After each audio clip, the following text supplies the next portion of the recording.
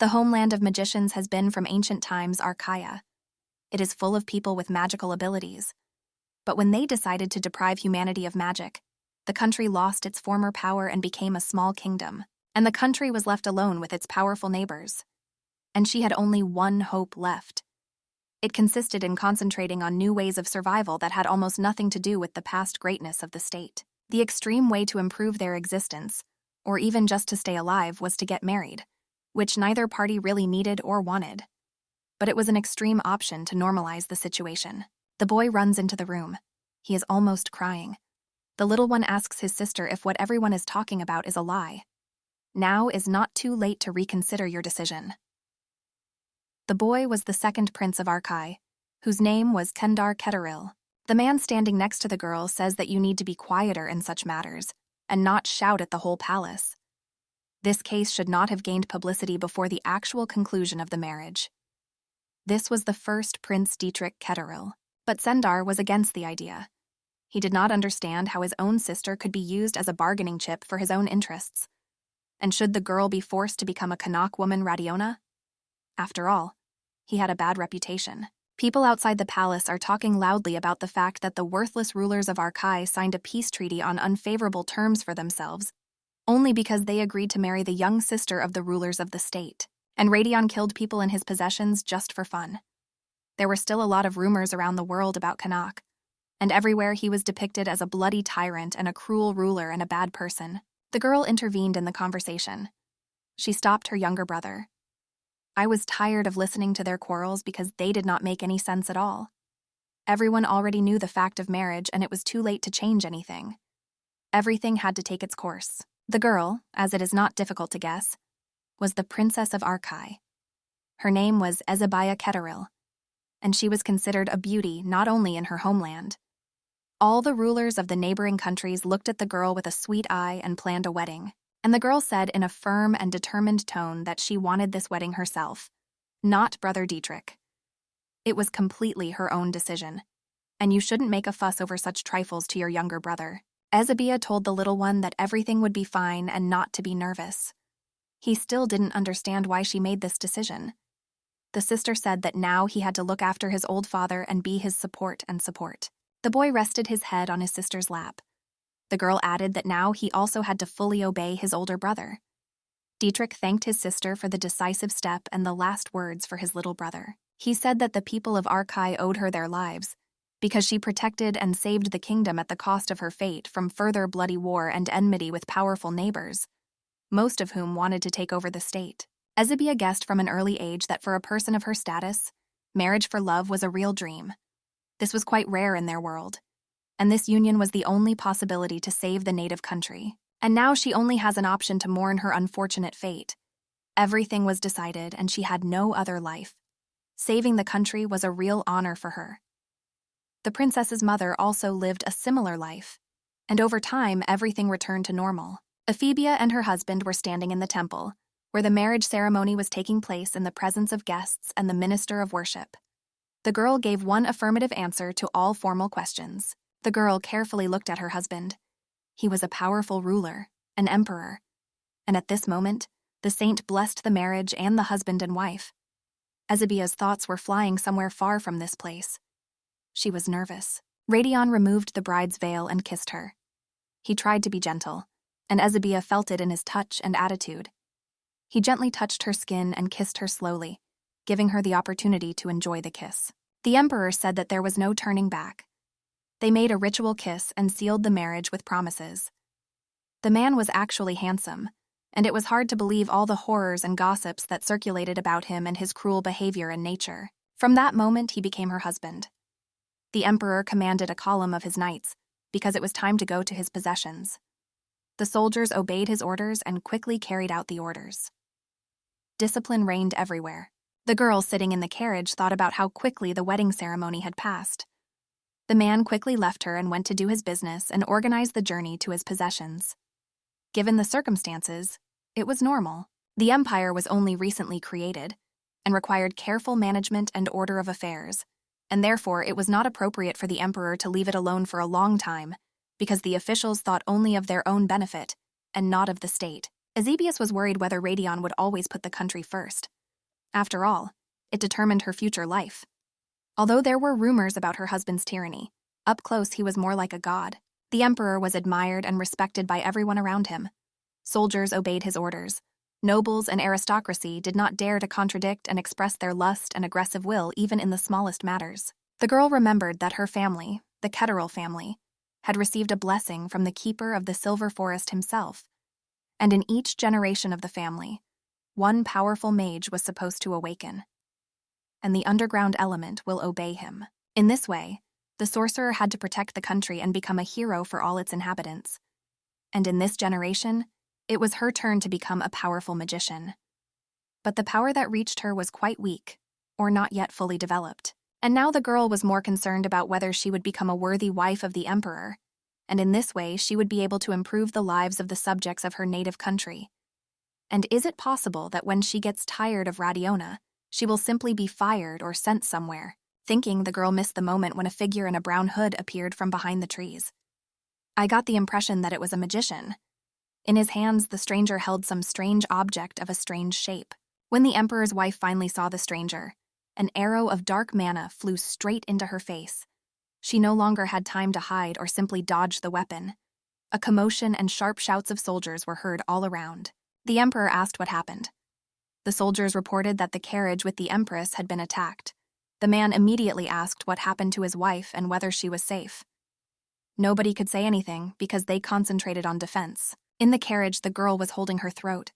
An arrow was sticking out of her chest. Her blood was all around. It is hard to believe that death has come. The feeling is strange, unlike anything I've felt before. It is difficult to speak and think. Earlier, the girl had a conversation with her older brother.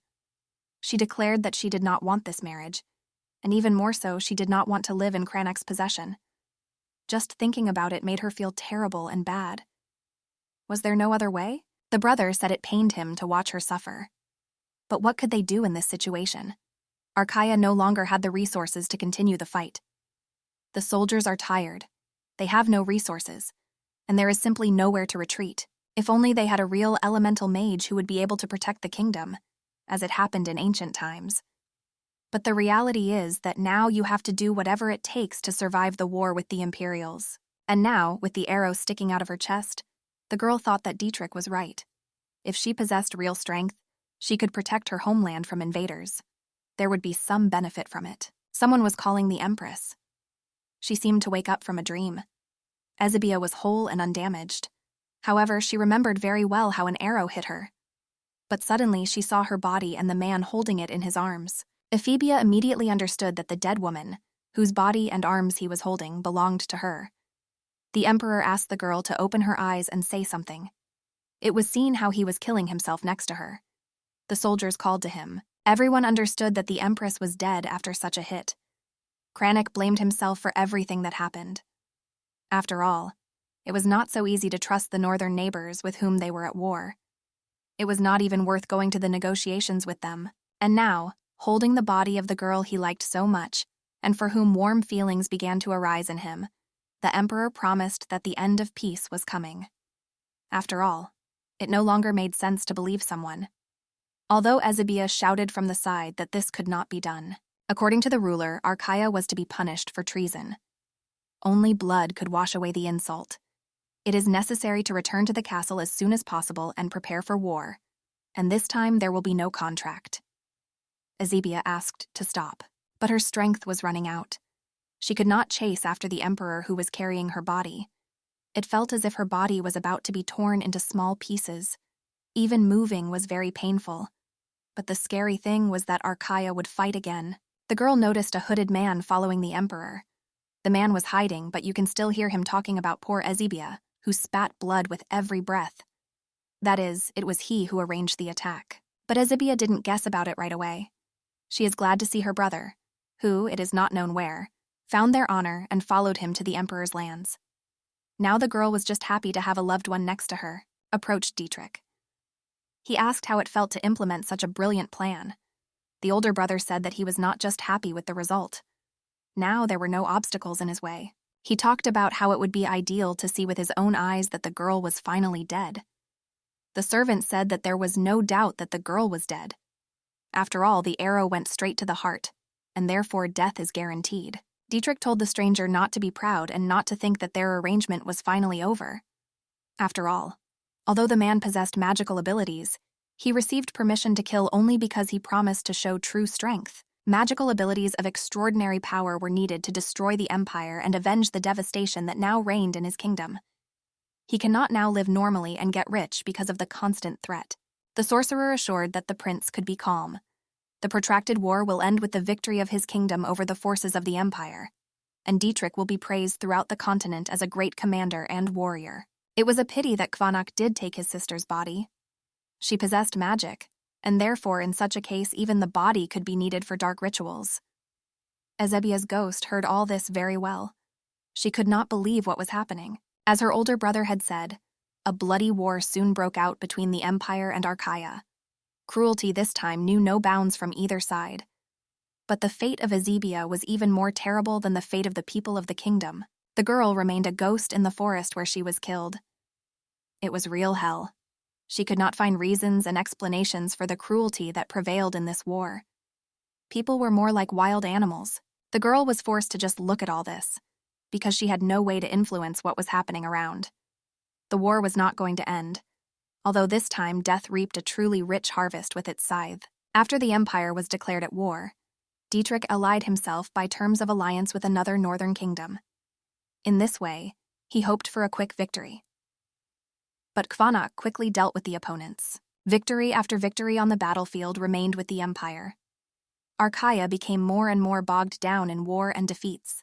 The kingdom was completely impoverished and lost most of its once large population. The situation was getting complicated. In the face of a war that had no end, everything lost its meaning.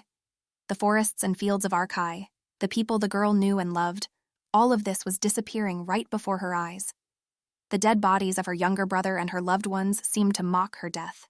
In the third year of the war, Dietrich lost the battle and was captured. He had to stand before the emperor and suffer the punishment for the despicable act and the start of the war. Everyone around shouted loudly and asked for death for the prince. The young man was already on his knees, but proudly told the emperor that he could seize the kingdom, its lands and people, but he did not have the power to subdue Dietrich and his loyal subjects. The man looked at the captive with pain in his eyes. Dietrich went on to say that complete victory was still far away, and that the kingdom, after all the horrors of war and conquest, would not be at the mercy of a tyrant. Kvanok said that the prince turned out to be just a stupid and insane ruler. The man brought the sword high above the prince's head and said that the young man could curse him even after death, but he would in any case deal with even his ghost and spirit of vengeance if need be. As his majesty stood over the headless body of the enemy, the servant asked what they should do next. The answer was short and clear. The emperor wanted to completely destroy the kingdom and burn all the villages and cities of the state. The girl sat at night over the bodies of her former compatriots. She wondered if Dietrich's plan was worth so many lives, and if he really couldn't have thought that his act would have such consequences for the entire kingdom. The princess threw her head high and screamed. She asked that the Silver Forest hear her request and listen to her. The girl asked to help her and take her soul, but in return she would give Araya another chance in this life.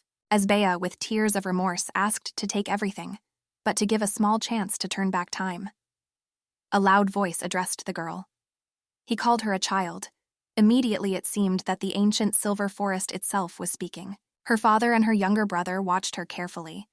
The girl could not believe that she had returned to her childhood. The boy threw himself on her neck and hugged her tightly. She still found it hard to believe what was happening. Ezebia and the boy were sitting on the bed. She still couldn't believe what was happening. After all, earlier she saw with her own eyes the dead, cold bodies of her brother and relatives who died in the flames of war. Their pale faces stared with dead eyes. Father spoke to the doctor. He asked if there would be any side effects from the treatment, because that night had been very difficult for his daughter. Ezebia still couldn't believe that her relatives were still alive. It's hard to believe that this is true. The doctor said everything will be fine. The princess changed the color of her hair and eyes, but this was normal for a magician. However, this has not happened for almost 100 years, so he does not know all the details.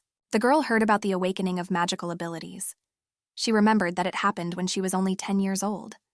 and the guess that she returned to the past was once again confirmed.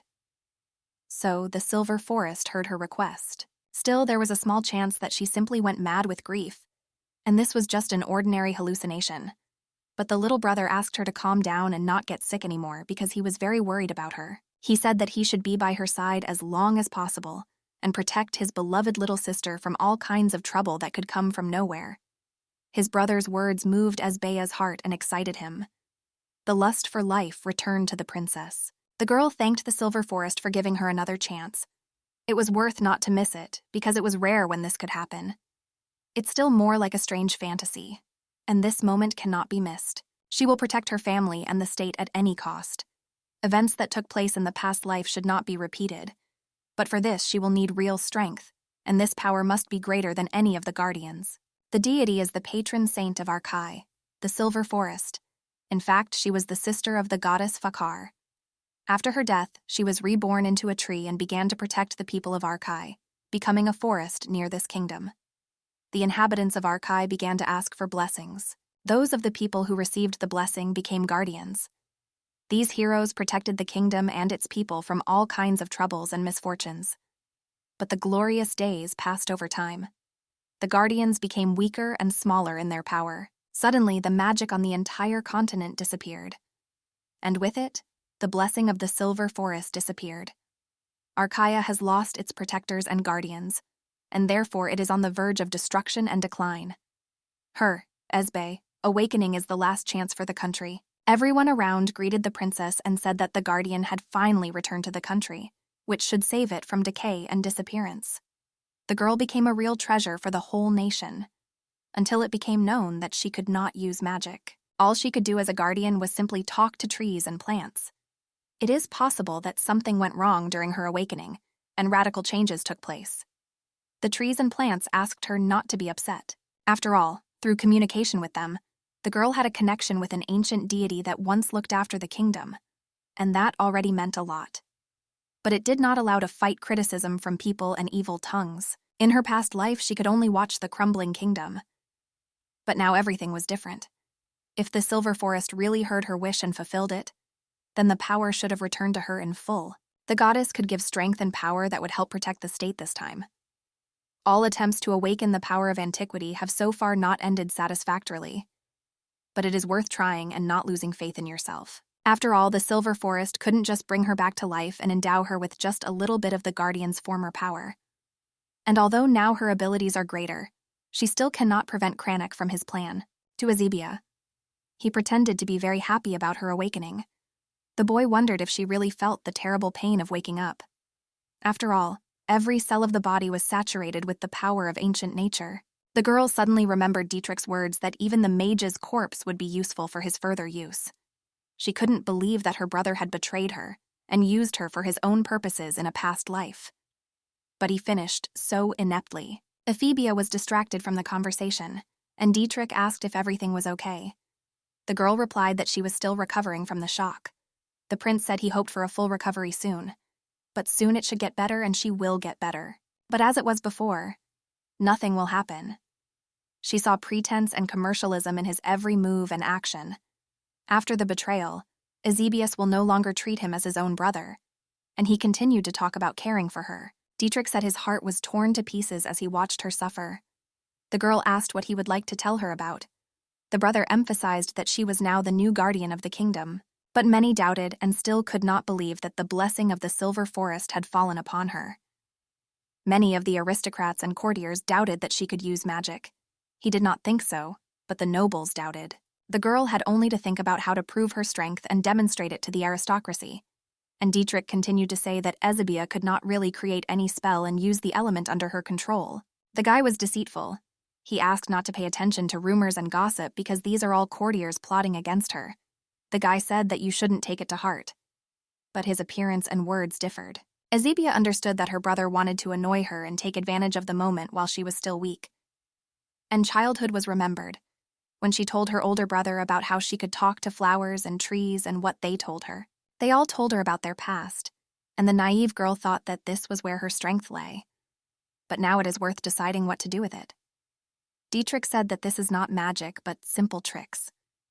People will definitely be disappointed in it. So it's better to think about not telling people about it. After all, they will begin to say that after awakening, she still has not learned to control her abilities. And maybe it's not a blessing, but a curse. But nothing terrible will happen if she does not master the elements. After all, her native older brother will always be by her side and protect her from problems and calamities.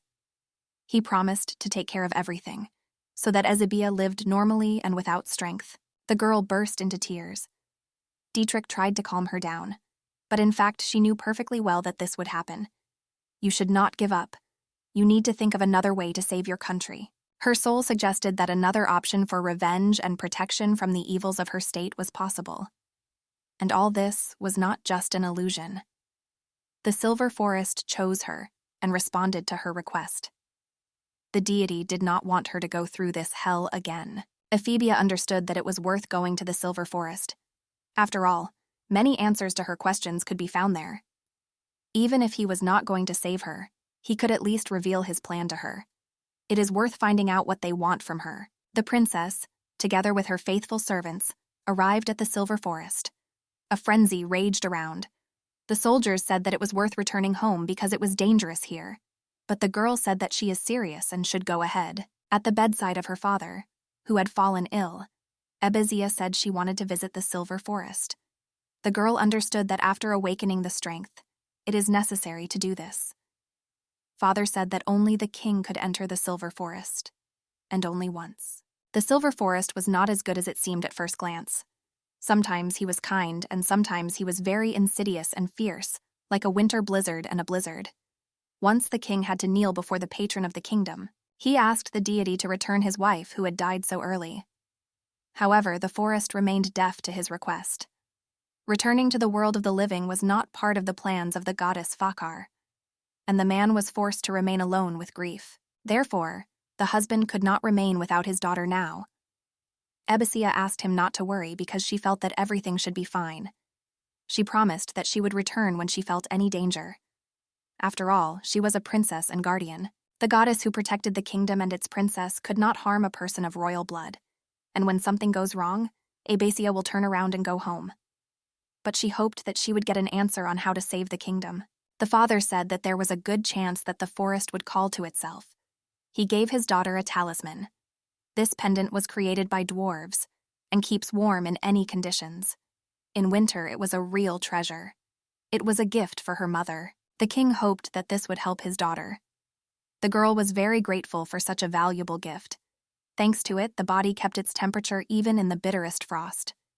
The desire to save his loved ones added strength. There was only one way out. She may have had few magical abilities, but she remembered perfectly how to use them. And now it is worth concentrating on one thing: to get in touch with trees and plants and ask for them. The soldiers around were very nervous when the princess sat down on the ground.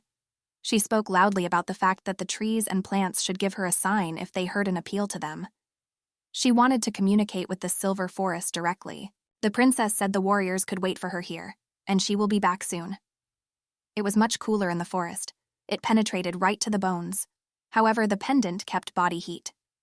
A loud voice addressed Ebizia. The girl was standing in front of a huge tree with silver leaves. The forest said hello and said that they finally met. She had the impression that she had heard this voice before. Lise said he was glad to see her again. These words confused Ezebia, but she dared to ask if she could ask the great deity, the patron of Arkai, why she was brought back to life. And what should she do to avoid repeating history? The girl was glad to fulfill the promise she had made before. She only asked for enough strength to be able to protect the kingdom. And Ezebia, in turn, will fulfill her promise. Lise said she had misunderstood everything. The goddess said that she was constantly watching her, but she did not hear her prayers and requests. This was the privilege of only kings, and she knew about it very well. But the girl is sure that she heard this voice before, and resurrected for a special mission. The forest ordered to return home. The girl's body was still weak and too young for such cold weather, and the pendant will soon stop helping. You should go back to your father. But Ebizia said that she would rather die now than see people die. The girl wanted only one thing: to master the power and protect the kingdom, and she asked for help and answers to her questions. Lise said she leaves him no options. Even though she was a young keeper, she would get an answer. The goddess said that even her strength began to wane. She is also partly to blame for the girl's death. Fakar said she would share her life force with the princess, and then Ezebia will have the opportunity to save the kingdom. Now no one stopped the girl. She became strong and had to reject any doubts. It is worth following the call of your heart and fulfilling your purpose, and everything will come true. But there will be a tragic end in any case. Abasia was not afraid. She still wanted to protect the kingdom even at the cost of her own life. The girl resolutely prepared for her mission and the fulfillment of her promise to the patron deity, who believed in her and helped her. In the middle of a cold winter day, long green shoots appeared in the middle of the forest, more like vines growing from the ground. It was a consequence of the magic being activated. The girl shouted that she was tired of being afraid and worried about herself and her family. Ephebia returned to the military camp, from which she went on an expedition to the Silver Forest. Now everyone saw that the grace of the goddess Fakar had descended on her. At that time, the girl was already 20 years old. The head of the camp reported to the governor that since she closed the borders, the number of victims is decreasing day by day. Ezebia said that she was happy to help ordinary soldiers in their noble cause. The thorn vines that protect the walls of the fortress do their job very well, and the shields and arrows, which were personally created by the keeper, proved themselves very well in battles with monsters. The man said that it might sound funny, but he sometimes had the impression that he and Ezebia were old comrades in arms who had fought more than one battle together. And the girl is actually much smarter than it seems at first glance. 10 years have passed since she came back to life. The Silver Forest made her much stronger. However, the girl herself made a lot of efforts, constantly studying late and doing education on her own. She mastered the skill of accelerating the growth of plants and creating whole architectural complexes from them. She also created special barriers against monsters and arrows imbued with magic that brought death to monsters and enemies of the kingdom. But it is too early to relax. Even now, she receives news of terrible things happening in the neighboring empire of Riadon. Under the leadership of its ruler, this state is rapidly expanding its borders through conquests. There was a huge possibility that soon the kingdom could also become part of the empire. Under Ezebia's leadership, the army became much stronger, but still weak enough to engage in open confrontation with the enemy. The girl was still not going to give up and allow the destruction of her native kingdom. She worked on a fight and resistance plan to involve as few people as possible and to avoid civilian casualties. To Ezebia, he said he had a very important letter from the empire. It was addressed personally from the emperor to the princess. And even then, Ezebia was considering the possibility of marrying Kvanok for the sake of saving the state. The content of the letter emphasized that the emperor only needed a princess. They can leave everything else to themselves. One of the aristocrats who was present said that the letter was written too unforgivingly, and the princess will not be given to a savage. Ezebia thought about how easily these people had gotten rid of her in her past life, and now they were protecting the girl, knowing that she had become so useful to the kingdom, and that everything would be so bad without her participation. The only thing that remained unchanged was Kvanok's demands. He was a slave who managed to become an emperor. Although it was hard to believe, it is possible that his past life was more complicated than that of the princess. And isn't this the hidden reason for his cruelty? But it was none of her business. She planned her own, although she herself did not tell anyone about it. All around consulted and wondered whether the army of the kingdom could stand against Quanah and his generals. Dietrich made a speech in which he emphasized that it was so painful to send his own sister to a neighboring country, but as a king, he had to be concerned primarily with the life of his country. The words were quite beautiful, but the true intentions were known to Ezebia, and she knew perfectly well what was hidden behind them. The brother wondered if the princess herself understands the importance of this, because the lives of the people of the kingdom are at stake, and this is her duty as well. The girl agreed, because she had been waiting for this opportunity all her life. A week later, Dietrich greeted his sister. The girl still did not quite understand what was required of her. The brother was surprised at her poise. Ezebia said to get down to business. Dietrich threw a decoration on the table. The girl asked why she needed it. The brother replied that it was a crystal for long-distance communication. He ordered to take him with him and to convey all the information from the emperor with him. The girl was indignant. She was not going to become a spy in the service of her stupid brother. She did not understand why to do this. After all, marriage was supposed to become a condition of a peace treaty between states. But the brother said that it was all just lip service. In fact, This is a very convenient excuse to delay the war with the Empire until Rakaya prepares to invade enemy lands. The girl replied that it was a bad idea, because if Kvanak found out, then a war could begin. Dietrich did not understand whether his sister really did not suspect anything, or just pretended that she did not understand anything. He bluntly said that their kingdom was preparing for Pepper. And that's why it's worth having operational information. A secret alliance had already been made with the Nordic countries to provide military aid as needed. And the attack on the Ryodan Empire has been preparing for a long time. You just have to wait until the Emperor loses his vigilance. Besides, they had a very powerful ally. If you prepare very well and think through all the details, you can generally kill the Kvanak, the Emperor. Little by little, the girl guessed where her brother was heading. So why these magical items? Such things are usually not created without magical intervention. And that meant that Dietrich was once again in contact with those bad people who had magic that had killed her in her past life. Her brother hoped to create a Northern Alliance. It was this organization that was to start the chaos on their continent. There were two options for the development of events. You need to agree to his proposal. Otherwise, everything will end like last time with her murder. Was there a way to avoid such involvement? Ezebia sat opposite her brother. Deep down, she still believed there was a way to avoid the bad involvement, and her efforts were not enough to stop Dietrich, obsessed with the desire for war with the Empire. The brother, meanwhile, asked if she really believed that marrying the Emperor would solve the problem of relations between the two countries. Dietrich openly called her a fool for believing. After all, he had evidence of treason on the part of Radion, was prepared for the guardian of Arkai. They must all perish. Becoming a guardian imposes an obligation to worship and serve the Silver Forest. Outside the kingdom, Ezebia will not be able to use her power. Ezebia thought about this question. But there was another nuance. It was also not possible to transfer magic to children. To put it bluntly, the Silver Forest took away the girl's ability to have children. This is exactly what was discussed in the secret royal archive. Dietrich said that Kvanak's disappointment would know no bounds when he learned that his bride, his princess, would not be able to give him descendants, successors who would inherit the empire and further glorify the emperor's line throughout the ages. In this case, Kvanak will be very angry. He will burn Araya to the ground. But the girl could not stand it. She understood that her brother was weaving an insidious web for her to make her obey him and fulfill his will. However, she had had enough. But the brother reassured. He said that even in the documents that are in the public domain, there is no mention of the children of the custodians. Doubts still settled in the depths of the girl's soul. She thought about it. Kvanak and his servants were standing by the lake. The emperor bathed in the cold waters of the mountain reservoir. His assistant asked him to finish faster, because it was dangerous to walk without armor and protection at such a time. The emperor ordered to keep quiet and give him his clothes. You need to keep yourself clean. After all, he cannot meet the princess in a bad external condition. The man was indeed very handsome and of a strong build.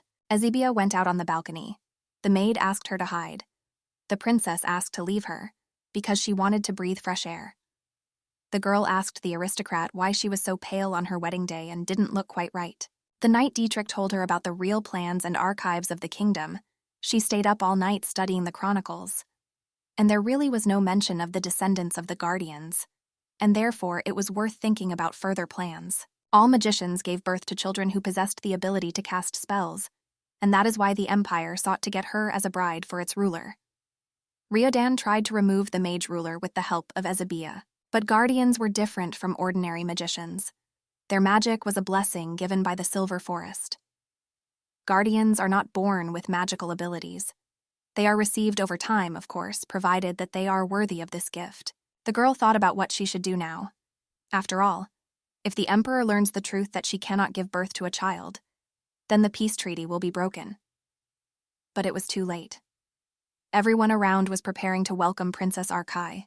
The girl saw a column of knights led by the emperor himself. The watchman on the towers ordered to open the gates and let the ruler of the empire into his capital city. The emperor made an impression on beauty. Ezebia was left alone in the room. She thought about how she should do the right thing. After all, this union was clearly short-lived, and the forces to restrain the invasion of the empire were now lacking in any case. Last night, Dietrich tried to use her for his own purposes instead of killing her, as he had done before. The brother even revealed the truth about the fate of the guardians, and the inability to have children and descendants that would also possess the power. And while Dietrich considered her important for his plans, she felt relatively safe. And he will not get rid of her easily. Now you need to show your importance to the emperor as well. Reject frivolity and hesitation. The man was not supposed to learn about the secret of the keepers. Suddenly, the emperor himself entered the room. He said that it was a great honor for him to meet her and become her legal husband. Kvanak made a rather pleasant impression, but it seemed to him that the girl was not very happy about their wedding. Ezebia objected and said that it was a great honor for her to become the wife of the great emperor.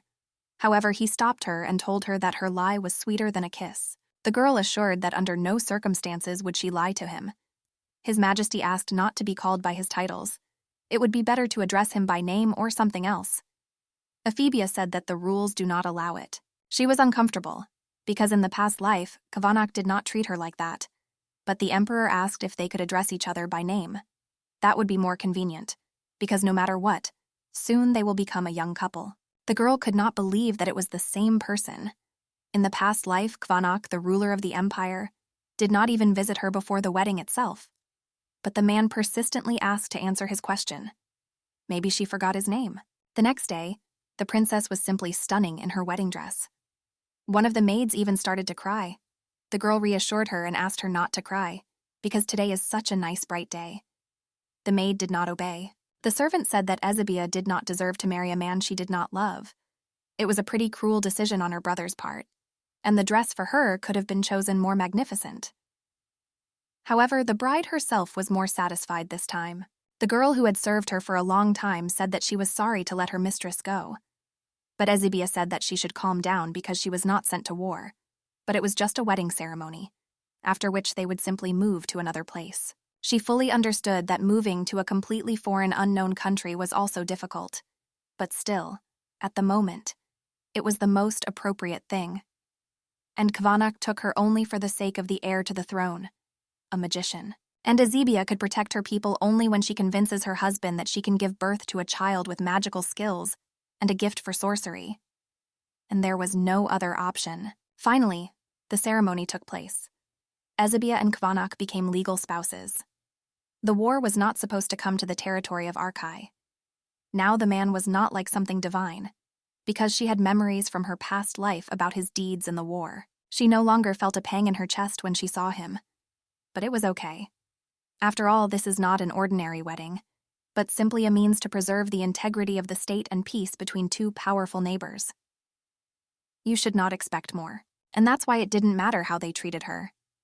The heart should not beat faster just because the man kissed her tenderly. Her reaction was strange. She seemed to be happy, but she didn't understand something. The emperor looked at her. This time there was no wedding fuss either. Everything was calm, planned, and measured. Servants were packing in preparation for departure. This time they seemed to guess something and acted in a coordinated and thoughtful manner. Ezebia decided to use the magic pendant. Dietrich praised her for making a smart decision that would help save their native kingdom, but it seemed that a heavy stone was hanging on her heart. She felt that she was betraying someone. The man approached the princess. She understood that if they did not have children in the coming years, he would find out about his secret. And then the plan to save Arkai will fall apart and a bloody war will begin that will destroy the motherland. Kvanak shocked her by deciding to ride with her in the same carriage. Although in these parts it is not appropriate for a man to ride in a water carriage with his wife, but this time his subjects and servants will make an exception for him. But he was worried about Ezebia. This time, things really weren't the same as last time. The emperor was a gallant and kind man. Before the wedding, he visited her, and now he knelt down to make it easier for her to climb into the carriage. A strange feeling did not let her go. She still didn't know what this would lead to. This could be a good or bad sign for her. She could not be allowed to feel anything warmer towards him, because then the lives of her subjects would be at stake. As they rode in the carriage, Kvanak asked why she was so sad.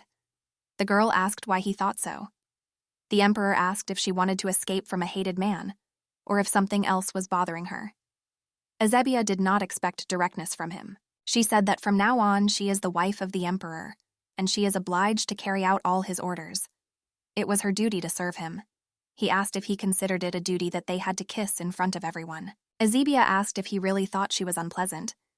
The man asked how he seemed to her, He wanted to ask this question for a long time. The girl replied that many stories had reached her. But I am most impressed by the story of its origin.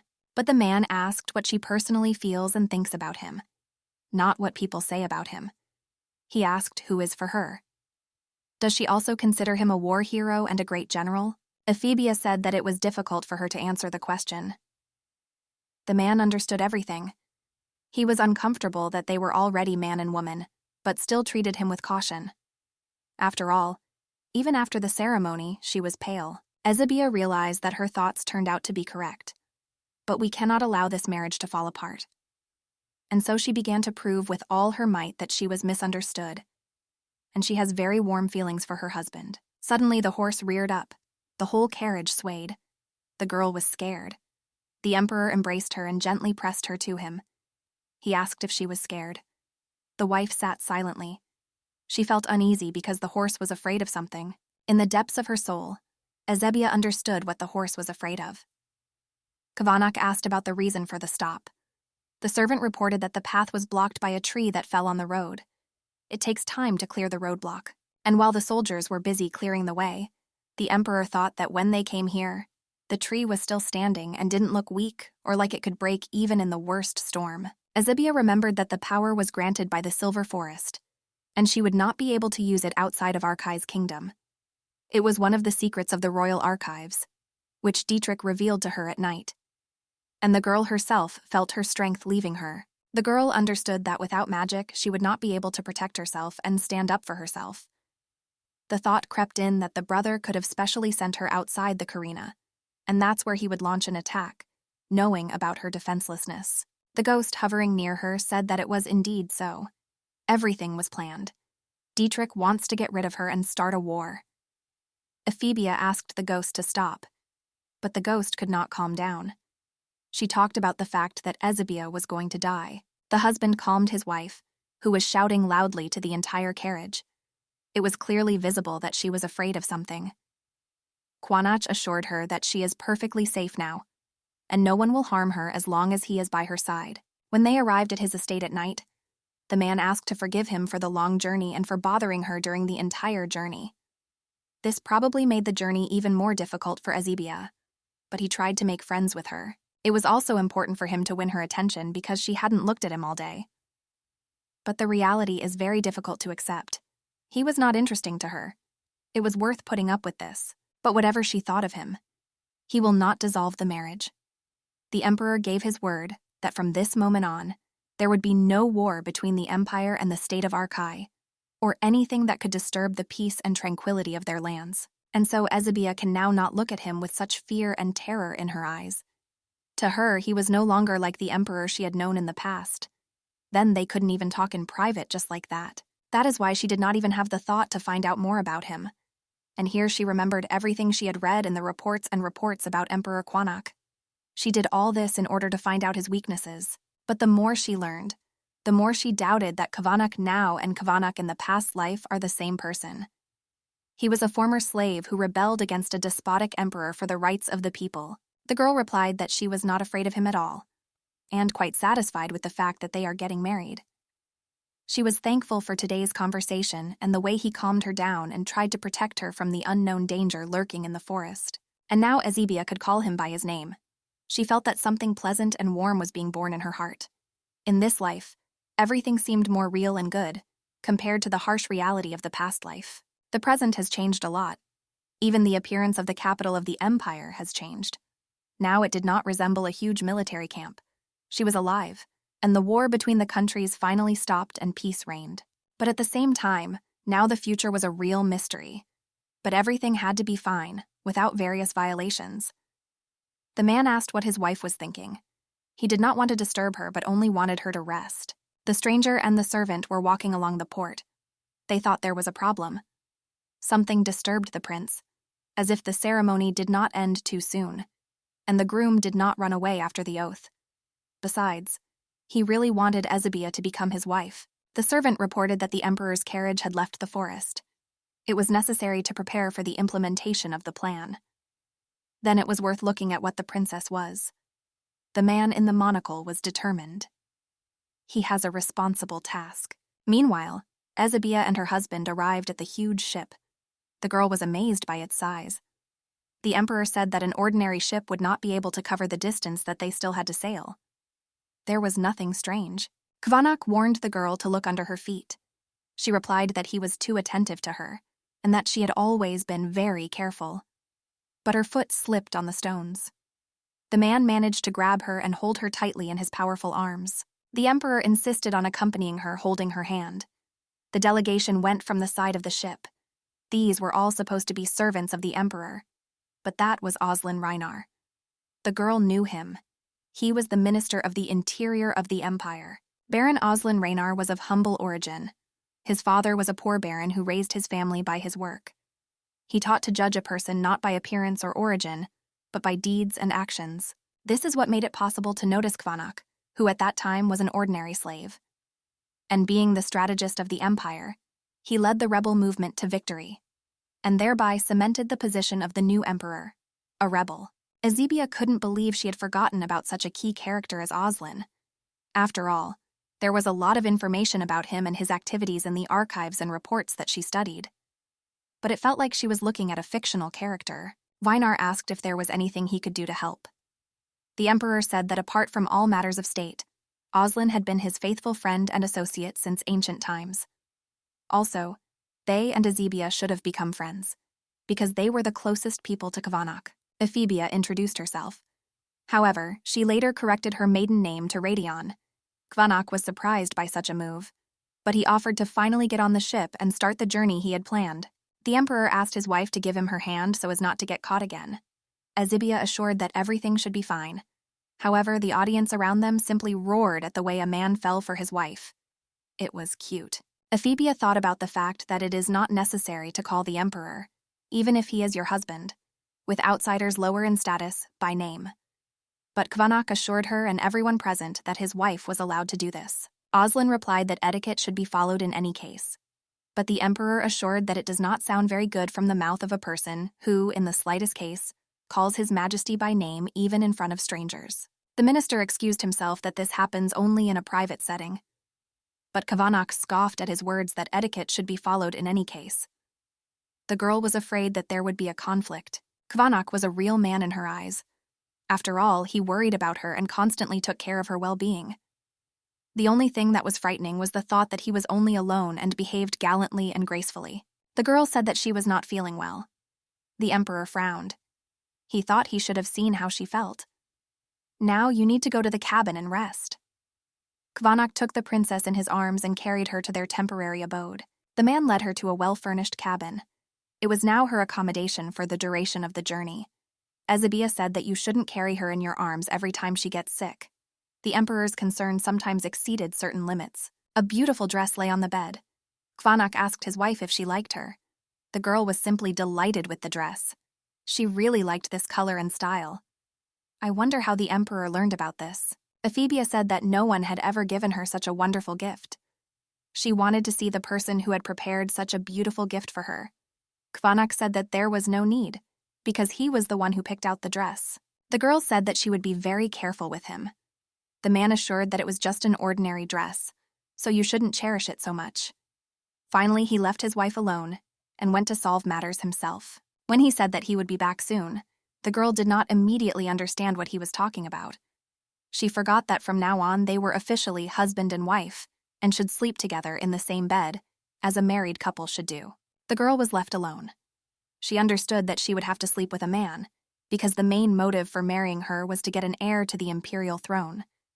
But it was still too early in her opinion.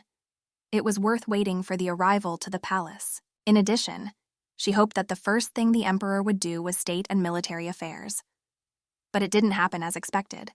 The girl began to be nervous about what awaited her at night. Why was there such a hurry? It was also worth thinking about how desirable she is for him, even if the man found her so attractive. So you shouldn't give up your positions right away. Sooner or later, he will understand that his wife is barren, and then the disaster cannot be avoided. He took the girl by the head and told her not to worry and not to screw herself up. After all, sleeping together in bed does not yet imply a wedding night in its classical sense. Now she was not only the empress, but also his wife. Ezebia's attitude. But Kavanak said that he is not going to pressure her but will respect her choice. He firmly stated that he had nothing planned for today, but considering the fact that the girl was supposed to be in bed with someone she didn't want to be in the same bed with, he wasn't going to. He promised to wait until she was ready. The girl looked at him with incomprehension. She asked if he didn't want an heir. The husband said with a smile that he was very lucky, because it was the first wedding night, and his wife was already worried about the future of the empire and its fortifications. Kavanak said there is never a rush, especially in love affairs. After all, to begin with, the girl needs to pretend that she loves him at least a little or that she likes him. And the technical side is of secondary interest to him. And although he perfectly understood that their marriage was primarily a political event, he hoped that in the future they would be able to love each other and be happy together both above and in happiness. For this, the emperor is ready to make many concessions. Kvanak was sitting in his cabin. He thought about his wife. Now he is glad that the girl did not remember much. It should have been even easier for her. It seemed that the memories related to some past life, which was now like a dream. Oslin burst into the room. He shouted and slandered. The reason for this was the information that the emperor was sending part of the troops to the southern borders of Arkai to protect the countries from attackers. But the emperor did not even consult with anyone. The man replied that the people of Arkai were left without a guardian, and that is why it is worth making efforts to protect people. Oslin said this political alliance did not make sense from the start. After all, with their forces, they could simply capture their neighbors. The empire was much stronger and better in all aspects than its neighbors, and Kvanak did not even try to get the right to extract minerals on the territory of Arkai. And now he is ready to sacrifice the lives of soldiers for the sake of the princess. The emperor ordered the minister to watch what he might say. After all, even though they were close friends, you still need to watch your tongue. Abyssia was no ordinary spoiled princess. For her sake, Kvanak is ready for anything. The minister could not believe what he heard. He thought that something had hit the emperor's head when he was ready to make such sacrifices for the sake of a little-known girl. His Majesty kicked Oslin out of his office and told him to come in when he calmed down. At night, Abzibia was not feeling well. She woke up feeling sick. It seemed that the powers of the Guardian were leaving her. It was impossible to let it be known that the powers of magic were leaving her. Then Kvanak could change his mind and chase her away. The girl decided to call the servants for help. Suddenly, someone's figure appeared in the doorway. It was the emperor in his own person. He asked what exactly his wife needed. The girl said that she just had a headache. Kvanak noticed how pale his wife had become. He was ready to come to her aid himself, but decided that it would be better to call a healer or a doctor. Abyssia felt nauseous, although she had not eaten anything. What was worse was that she pissed on her husband's shirt. The Princess Empress begged to forgive her carelessness, but her husband no longer listened to her. His main concern was how his wife felt. Ephebia thought that her husband was angry with her and was ready to cancel their marriage. The ghost haunted the girl. She said again that Ezebia does everything wrong. And was it so difficult to satisfy the husband's request? The Empress has already lost some of her magic. And then an even more terrible fate awaits her. The girl begins to fuss around the Emperor to remove the effects of nausea. However, the man stops her and says that it is not her problem, and the servant will handle everything now. Kvanach takes off his shirt, showing off his body. He adds that it is none of her business to clean his clothes. After all, he can simply wear another shirt and the whole problem is solved. And you don't have to beat yourself up for all sorts of little things. The girl is going to talk to the Emperor about the problem. However, he does not consider seasickness a terrible problem. The girl does not understand what we are talking about, and the Emperor explains to her what seasickness is and how it manifests itself. And he adds that this happens to everyone who is on a ship for the first time. Then the Emperor punishes himself for not creating the right conditions for his wife. And now the journey becomes a real test for her. But at the same time, he once again tries to tell the girl that she shouldn't get upset over little things. It reminded Kwanahu of the beginning of his journey as a warrior. On the battlefield every day he found himself in a new situation, which required him to concentrate his efforts and make a willful decision. Then he met a man who asked to join the ranks of the revolutionaries. The man turned out to be a real scumbag. He kept pounding that he would serve Kavanak with faith and truth. But one day they came across the body of a soldier. Later it became clear that it was Oslin. The princess said that she did not expect the minister to be such a douchebag. However, Kvanak said that after several months there was no trace of that Raynar. Time has done its job with Oslin. Similarly, after some time, Ezibia will also remember today's trip with a smile. After all, it will be only a drop in the sea of her memories. The girl was interested in whether the emperor thought the same about his past. Is this not enough for him? The girl even felt sorry for her husband because of what he had to go through at one time. She wanted to know more about his past life until she met him, about the path that the former slave had to take to the emperor's throne. After all, there were more gossips and rumors about him. And as experience has shown, most of them were absolutely lying and untrue, at least in this life. In reality, Kvanak was a good person and a wonderful man. A doctor entered the cabin.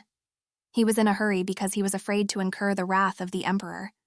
After all, through the closed door, I heard His Majesty say that the doctor was away for a long time.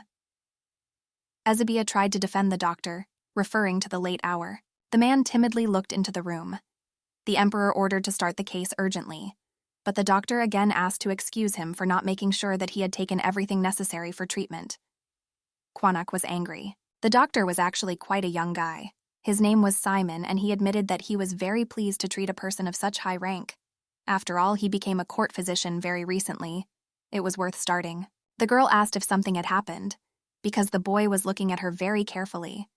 She smiled at Simone and asked him not to be afraid of her. And the princess, on the contrary, is grateful to him for the visit at such an early hour. The guy got even more excited. The emperor intervened in the conversation. He loudly ordered the doctor to examine his wife and tell him as soon as possible what had happened to her and why she had suddenly become ill. Ephebia interceded for the young boy. But Kvanak was angry. Simon began the survey. The princess noticed how he was shaking all over. Probably he was afraid of a person of such a high rank. The girl asked how old the doctor was, and when he answered, she realized that he had been like her younger brother for years. The girl was amazed and said that at such a young age the boy was already a court physician. He was probably a true master of his craft. Simon modestly said that he still has a lot to learn to become a specialist. Ezibia said she couldn't believe that Kvanak would trust an inexperienced and weak medic to treat her. The man stood as if not hearing that he was addressed. He knew very well that Simon was grasping everything on the fly. The emperor said that he made the boy a doctor at such a young age because he remembered everything well. At his age, it was a feat to thoroughly study the structure of the human body, and everything related to its activity. The girl said that the words of the emperor indicate that the doctor fell in love with His Majesty, and therefore there is no need to be afraid and tremble with fear. And although Simon said that his knowledge is quite modest, he will do his best and even more. The emperor's wife thanked the boy and said that in this case, nothing would interfere with their health. The emperor himself was more skeptical, or he had something in mind. He was very serious and did not support the conversation. When the emperor was alone with his wife, he praised Simon. After all, he was a good, intelligent guy, a responsible and qualified doctor. It was worth rewarding him one more time. The girl replied that it was very good that she was getting to know His Majesty's inner circle. After all, in this way, she will gradually become his permanent partner even in management matters, and an assistant to her husband. But something strange was heard in the emperor's voice. Ezibia guessed that the man was annoyed because she was holding the young doctor's hand. Definitely. Kvanak wanted his wife to keep her distance from other men. She asked for forgiveness for her inappropriate behavior. His Majesty reassured her and said that he did not mean to be angry or criticize the girl for this. Ephebia said that Simon reminded her of her little brother, and she wanted to reassure him. As for the hand, she remembered the moment when the man gently hugged her in the carriage. And so, she thought, a friendly handshake was supposed to calm the young doctor, and Ezibia will avoid such contacts in the future. Kvanak silently slipped a berry into her mouth. The girl looked at her in surprise. The wife asked what it was. His Majesty replied that it was to remove the bitter taste of the medicine. It was raspberries and sugar, Ezibia's favorite sweets. Kvanak said she could eat as much as she wanted, because he still had plenty of raspberries. He was pleased to see a satisfied girl. He was not going to limit the girl in anything, but she still did not swallow the berry. The emperor bowed to his wife. He said that Ezibia now reminded him of a small rabbit cowering in danger, wondering what to do now to avoid falling into the paws or trap of the hunter. Simon's medicine was due to arrive soon, and then she would be all right. and now she should go to bed because it was very late, and he needs to deal with some documents. He promised to return soon. Actually, I didn't want to disturb my wife. The girl thought that her husband was leaving her. However, he replied that he could not leave her alone until he makes sure that everything is fine with her. And now she should rest. He will look after her. It can also be calm. Ezebia looked at Kvanak and wondered why he loved her so much. Despite the lack of manners on her part, he still wanted to take care of her and constantly help and be by her side. And she was interested in how true his feelings were. If this marriage will bring peace to the people, then she is ready to love him with all her heart and sincerity. But her brother Dietrich immediately came to mind. He can commit a new attack on her health if she refuses to fulfill the terms of the contract. But again, thoughts came to her mind that she would not be able to give birth to the emperor's child. And then there will be no trace of his kindness and generosity. She will be kicked out, and Quanach will launch an invasion of her home kingdom. It was scary to think that all this was started just for fun. I didn't want to believe it, because my feelings for Quanach have recently changed their direction and shades. The girl woke up. She understood that the emperor had gone to settle his affairs. The first thing that came to mind was to go and call him. But the servant who was attached to her asked if she really wanted it. Ezebia assured that she felt much better after a good night's sleep. And now she wants to say hello to her husband. And besides, it's her first trip on a ship, and it's a shame to sleep all day and miss everything. The girl admired the sea. Male servants approached her. She noticed that they were all afraid of her. After all, their facial expressions were the same as Oslin's last night. There was nothing strange about it. Riadon was a young empire, and Kvanak didn't need Arkai's magic. His goal was a wife from a good aristocratic family who could provide acquaintances and support from neighbors. But in this, her husband also did not disappoint the expectations of his nobles. After all, he decided to marry an ordinary princess from a neighboring kingdom, which was on the verge of its existence. And that's why they fear her. And maybe they even hated her. After all, in Arkai, she encountered only respect for magicians and members of the royal family. So such an attitude was strange for her. And now it is not known what was ahead. The doctor ran into the room. He called Her Majesty. He said that he was looking for her everywhere. The girl said that if he is worried about last night, then everything is fine. His medicine helped her a lot. Simon said that it was too cold today even for this climate. So you should take care of yourself. In his mind, he perfectly understood that the emperor would not forgive him for such a frivolous attitude towards the princess. Kvanak himself took her in his arms and carried her into the room. After all, he also believed that now was not the time to wander around outside. And the ship rocked a lot, and a new attack of the disease could occur. To her rebuke, the emperor said that he didn't care what the servants said. Manners did not play such an important role now. Finally, he was the ruler and the law in these lands. Ezebia said that at the moment, for such a young empire, he was a model for the nobles and aristocracy. And simply taking a woman and taking her to your room was not nice and could give rise to gossip. The man said he had something to say. After all, he has a reason why he was so eager to occupy the emperor's throne.